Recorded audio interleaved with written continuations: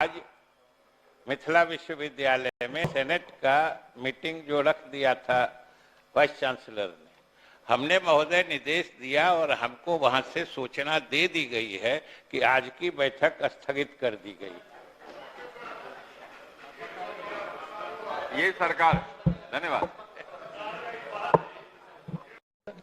मेरा जो प्रश्न है अनुकंपा पर शिक्षक और सहायकों के बहाली का मामला है अध्यक्ष महोदय, मैंने पत्रांक दिनांक भी दिया है और विभाग का ये कहना है कि मृत शिक्षक के आश्रित के अनुकंपा के आधार पर शिक्षक के पद पर नियुक्ति नहीं की जा सकती है। लेकिन मैंने जो पत्रांक दिनांक दिया है, मैं केवल 1 मिनट चाहूंगा, बहुत हजारों लोग के मामला है अध्यक्ष महोदय, मैं केवल सभी मामले गंभीर होते हैं जी, मैं 3 पंक्ति का केवल पत्रांक दिनांक का हवाला देता हूं, जो 1/7/2006 का मैंने उद्धरण दिया। इसमें लिखा हुआ स्पष्ट रूप से, आदेश है सरकार का, संलेख है 1/7/2006 एवं इस तिथि के पश्चात परमंडलीय संवर्ग अथवा जिला संवर्ग के प्रधानाध्यापक शिक्षक शिक्षकेतर कर्मचारी प्राथमिक संस्था, प्राथमिक मध्य विद्यालय, उच्च माध्यमिक विद्यालय कोटि के कार्यरत शिक्षकों की सेवा काल में मृत्यु होने की स्थिति में उनके आश्रित की इंटरमीडिएट एवं प्रशिक्षण की अर्हता होने के साथ साथ शिक्षक पात्रता परीक्षा में उत्तीर्णता के आधार पर संगत नियोजन नियमावली के आलोक में पंचायती राज संस्थानों एवं नगर निकाय संस्थानों के द्वारा पंचायत प्रारंभिक शिक्षक नगर प्रारंभिक शिक्षक के मूल कोटि के पद पर नियुक्ति की जाए। पूरा पूछिए। वही मैं पूछ रहा हूँ अध्यक्ष, मतलब सरकार का निर्देश है, संलेख है कि जो शिक्षक होंगे अगर शिक्षक के पात्रता रखते हैं तो उनके शिक्षक के पद पर अनुकंपा पर बहाली की जाएगी। तो सरकार अपने दिए गए निर्देश के आलोक में क्यों नहीं उसको लागू करना चाहती है और सरकार कहती है कि शिक्षक के आश्रित पर शिक्षक की बहाली नहीं होगी। यह मैं माननीय मंत्री जी से पूछना चाहता हूं अध्यक्ष महोदय। माननीय मंत्री शिक्षा विभाग। महोदय, पहले जो शिक्षक सेवा काल में जिनकी मृत्यु होती थी उनकी जगह पर अनुकंपा के आधार पर योग्यताधारी जो उनके वारिस होते थे उनकी नियुक्ति शिक्षक में होती थी। उसके बाद महोदय सारे सदस्य अवगत हैं कि 2006 में जो नई शिक्षक नियमावली आई और शिक्षक नियोजन का प्राधिकार जो स्थानीय निकाय होते हैं, पंचायत और नगर निकाय, ये अधिकार उनको दे दिया गया। हालांकि उनको भी जब दिया गया था तब ये सरकार के तरफ से निर्देश था कि जिनकी मृत्यु अगर सेवा काल में हुई है वैसे शिक्षकों के वारिस को योग्य अगर हैं तो शिक्षक में नियुक्ति की जाए। और 2006 से 2015 तक इस श्रेणी की नियुक्तियां हुई हैं। जब सेवा काल में मृत्यु हुई तो उनके आश्रितों को नौकरी दी गई। महोदय 2015 में NCTE जो है, national council for teachers education, उसका एक ऑल इंडिया सर्कुलर भारत सरकार की तरफ से आया जिसके तहत उन्होंने शिक्षक में नियुक्ति के लिए 2 चीजें अनिवार्य कर दी।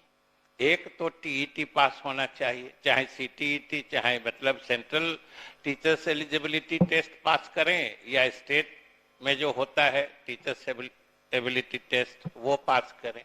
ये पहली शर्त थी।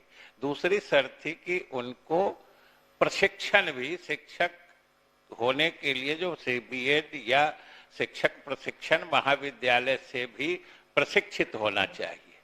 तो 2015 के बाद से महोदय ये चूंकि भारत सरकार का देशव्यापी मतलब निर्देश था कि अब कोई भी शिक्षक तभी नियुक्त होंगे जब तक कि वो मतलब टीचर्स एलिजिबिलिटी टेस्ट न पास कर लें और प्रशिक्षण न प्राप्त कर लें। 2015 से महोदय 2023 तक इस श्रेणी के जो लोग पाए गए उनकी नियुक्तियां हुई हैं। अब महोदय अभी पिछले वर्ष जो नई नियमावली जारी हुई है, जब से बिहार लोक सेवा आयोग के माध्यम से शिक्षकों की नियुक्ति होनी है, उसमें शिक्षक में सीधे नियुक्ति का प्रावधान नहीं है। और जो पीछे के बैकलॉग के बारे में कह रहे हैं, सही कह रहे हैं, सरकार भी मानती है कि चूंकि ये समय समय पर कुछ भारत सरकार के निर्णय से और कुछ राज्य के द्वारा गुणवत्तापूर्ण शिक्षा देने के लिए जो नए कदम लिए गए, उसके कारण नियुक्तियां नहीं हुई। अब आज की स्थिति में अगर शिक्षक की सेवा काल में मृत्यु होती है तो उनके आश्रितों को हम या तो सहायक में या परिचारी में दो ही श्रेणी उनके अनुकंपा के आधार पर नियुक्ति के लिए उपलब्ध है।